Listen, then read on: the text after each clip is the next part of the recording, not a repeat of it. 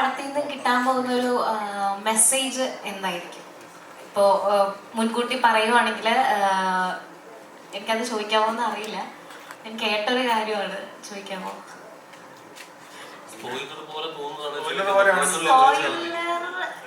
അങ്ങനെ വേണേ പറയാം. എന്ന് വെച്ചാൽ ഒരു സ്കാമിനെ കുറിച്ചൊന്ന് ഞാൻ കേട്ടിട്ടുണ്ട്. അപ്പൊ അതിന് വേണ്ടിയിട്ട് ആൾക്കാർക്ക് കൊടുക്കുന്ന ഒരു മെസ്സേജും മുന്നറിയിപ്പും ഒക്കെ നമുക്ക് കിട്ടാൻ കാര്യങ്ങൾ സിനിമയിൽ ഉണ്ട്.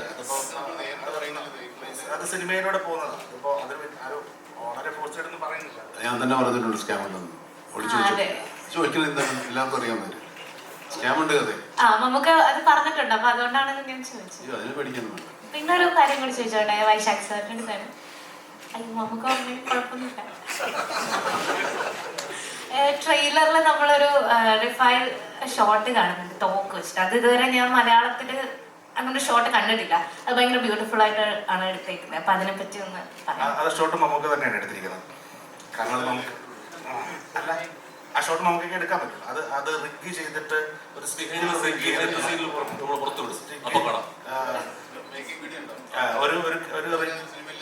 ഒരു സ്റ്റിക്കിൽ ഒരു ക്യാമറ റിഗ് ചെയ്തിട്ടാണ്. ശരി, കാണിച്ചു തരും കേട്ടോ.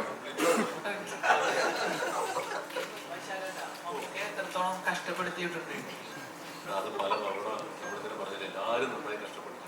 പ്രത്യേകിച്ച് ചോദിക്കേണ്ട ഇപ്പോൾ വീണ്ടും വീണ്ടും ഓർമ്മിക്കട്ടെ.